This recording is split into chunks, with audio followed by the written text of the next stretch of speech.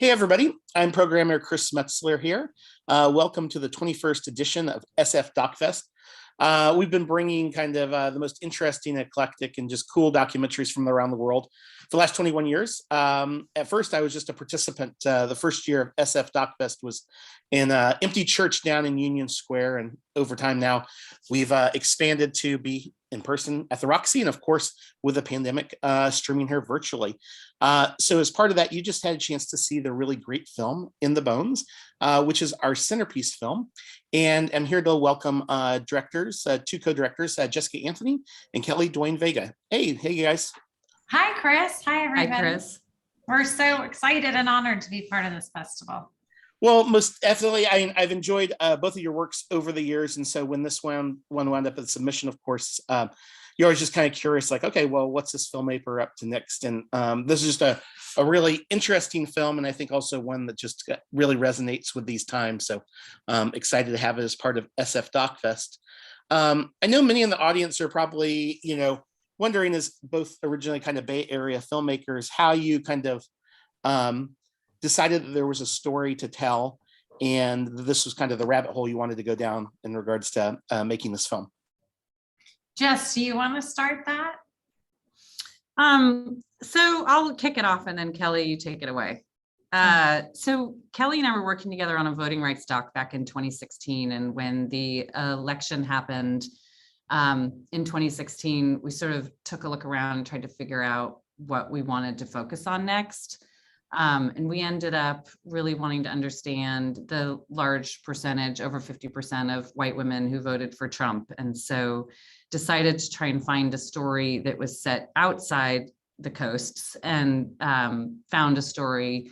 Kelly actually found a story in Mississippi, which was really fascinating to us, which was the woman who headed up Mississippi Women for Trump, Lynn Fitch, and Cassandra Welchlin were coming together to pass an equal pay bill. And we thought that was a really interesting look at intersectional feminism.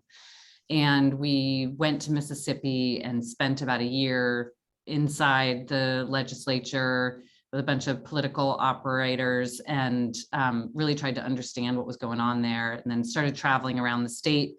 And then the film became something larger, and Kelly can sort of talk about where the path that we ended up going down.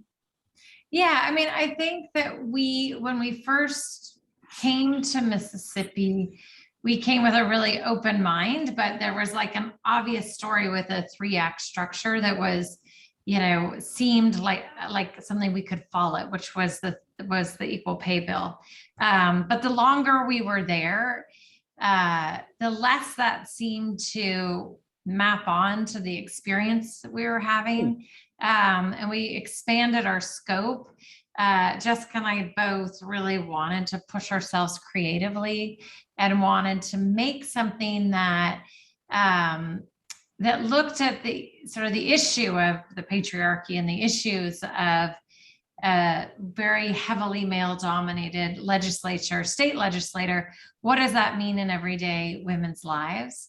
And so we decided to weave this film together. And that's how we got to In the Bones. It wasn't exactly what we set out to do, but sort of the place and then our own sort of desire once in the place to push ourselves creatively resulted in this film. Was that a challenge in the sense of, obviously documentaries take a lot of time and work to do, in the sense that, did it kind of like, did you have to decide like whether you were up for the challenge of, like, I assume that basically expanded how long you were telling the story, and was there something about the kind of the people that you'd met where you just felt that they deserved a kind of, I guess, a more epic story, I guess, in some way? Yeah. Yes. Go ahead, Jess. Yes, and yes. I think there yeah. were several decision points along the way, but I think once we were in there and we really understood, we were at a place where you could really look at the intersection of race, religion, gender, and all of the like political power. Like, it all came down to this white supremacy patriarchy structure. And yes, there were decision points along the way where we thought, okay, we could make it be more about this thing, or we could make it be more about that thing, or we could, sort of more in that traditional structure. And every time it was like, yeah, but it's really about this. It's really about our culture. And how do you tell a story about our culture without loosening things up a little bit, just sort of speaking to the style, to allow for a feeling to emerge, and I think that's a lot of people's response to the film is like, God, I really felt, watching Lynn be manhandled, or watching Cassandra be disrespected, and watching, it's like, it made me feel something. I think that's what we ended up focusing on. And was that something that, did it change the way that you kind of aesthetically approached the film while filming, or was this kind of more of something you decided to do in the editing room? I mean, I would say pretty quickly we knew, I mean, maybe not our first shoot, but like, fairly soon into shooting, we had a sense of the aesthetic we wanted. And we shot with, we had two really great DPs. One is Mario Ferloni, who's from the Bay. I mean, he's Brazilian and lives in the Bay. And Claire Major, who is from Southern Louisiana, kind of actually quite close to the Gulf family, but it also is in the Bay. And they both, there's a sensibility to the way they shoot. It's very intimate. And so pretty quickly we started to develop a style with them, and we were editing earlier on in our journey to kind of figure out the rhythm and the visual cinematic language. That then we were trying to, move the little puzzle pieces together to make a film, an arc that would hold everything we were trying to do. And do you think, oh, go ahead, Jessica. Sorry, I just wanted to add one thing, because, the film, through the edit, to answer your question, it was also, I think, a very deliberate, really tough edit. And Kelly really pulled that off with our editors, with Lila Place, who edited the film, and we had some additional editors as well. But I think Kelly really, sat in that room and made a lot of decisions around how to create juxtaposition inside of those stories that helped then add another layer. So that was a very specific set of decisions. Well, I mean, one of the things I really enjoyed the film is it just kind of felt very lyrical, and the idea is that there are these kind of larger issues at play, but they're just kind of the subtext of it. And, I guess, I mean, I love documentaries, but it felt more like a film than what, many kind of folk feel on regards to kind of more issue-based documentaries. And so just, good job on that. It just, Thank you. Good. Thank you for saying that. So in both of you being, kind of originally when the project started, I assume being based in the Bay Area, what were, so much of documentary filmmaking is, what we often kind of talk about is like kind of trust building. And, how did you kind of start the conversations with some of the subjects and kind of make them aware of the sort of film that you wanted to make versus the sort of film that I imagine many people might imagine that, two filmmakers from, the Bay Area might be making? Right. A great question. So just so you know, my parents had lived in Mississippi before I was born, but like they had lived in Jackson, and just coincidentally, like one of my childhood closest friends' family was also from Jackson. So I had been, is that beeping gonna drive everybody crazy? It's part of the freewheeling nature of virtual Zooms. Okay, that's Yeah, like I think Kelly's in New New York right now. You're in New York City, right? Yeah, so it's just like madness outside the window. Anyway, but so, I had felt like I had some inroads in Mississippi, but really what, we called Lynn Fitch, and she was willing to talk with us.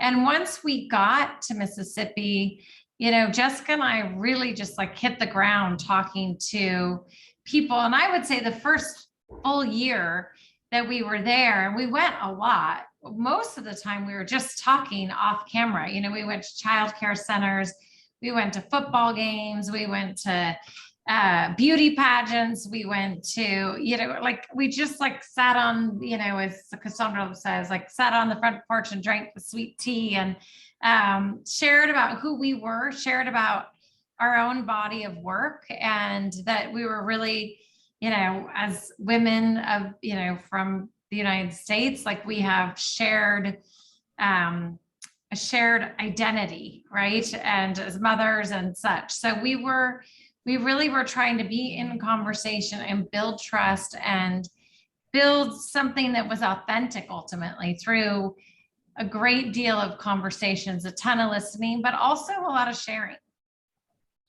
Nice. And, I guess, as we kind of take ourselves to kind of the present day, one is, have the folks in the film had a chance to see it and what had they thought about? And then of course, is there kind of like a postscript or an epilogue of like, what's happened with some of these kind of characters and also in, Mississippi since you've wrapped the film? Yeah, we have shared the film.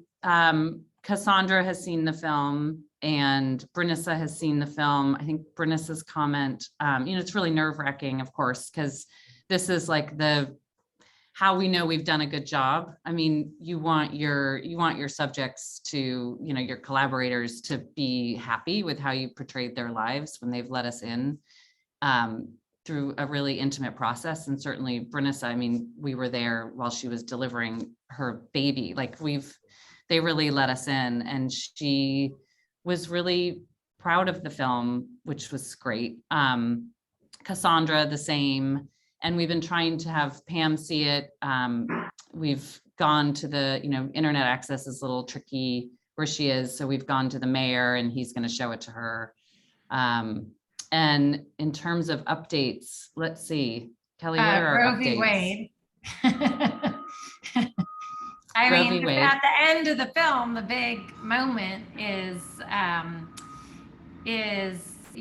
Lynn becomes the Attorney General and is all of a sudden bringing the most serious challenge to Roe v. Wade in 50 years to the Supreme Court. And of course, after we finished filming, the leaked decision emerged. And so I think that's a huge development in terms of the story. And of course, we have, we'll probably find out in the matter of, within the next month what actually the final decision is. I think that was sort of the biggest bomb. I mean, we expected it, but then we also didn't expect it. It was both, I think.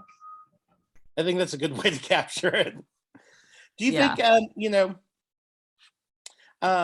you think, I think this film, wherever it's seen, is going to kind of create a lot of conversations, afterwards, which I think is always a testament to kind of an interesting film. But, I know, you all alluded to kind of some of the motivations for first starting the project. And so, as we kind of walk out of the theater or finish watching the film at home, like, what are some things that you would like us to kind of ruminate on or be able to kind of take action or kind of think about as we kind of, live our lives in an intentional way?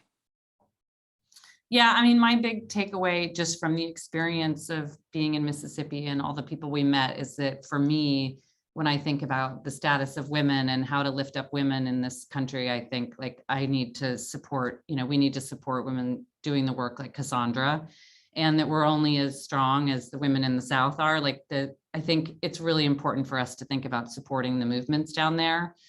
That's my big impact. Yeah, and I would just add that I think that in certain parts of the country, there can be this idea that we think certain more conservative, like in liberal, and I'm sure it goes both ways, but in liberal pockets of the country, there's this thought like, oh, that we don't have to worry so much about what's going on there. It doesn't touch us, but it really does touch us. And most of the issues that are happening in the South are happening across the country. But when you think of the State House in Mississippi, and it could have been Texas, but it was Mississippi, is going to affect every woman and girl's life in the United States in terms of our rights, very likely, depending on the Supreme Court decision. I think it's just thinking about our country holistically and less in terms of division. Well, thank you again for making a great film and being part of SF DocFest. For those of in the audience that want to kind of either follow the film's path or your guys' other work, is there a good place to be able to do that? And I encourage, obviously, folks to kind of chat about seeing this really terrific film on social media, so as when it hits other people's communities, folks can listen and watch out for it. Yeah, what would be a good way to follow you all? We're on Instagram. It's 3frames_doc films. And then you can also find us on Facebook. In the Bones is also, it's In the Bones doc film on Facebook. And then we just signed on Grasshopper Films. So we are collaborating with them to get the film out in the world. And so you can also find more information on us on their website eventually in the near future. Awesome. Well, congratulations, Jessica and Kelly. Great to have you here. Thank you, Chris. Thank you Thanks for so having much, us. Chris. Most definitely.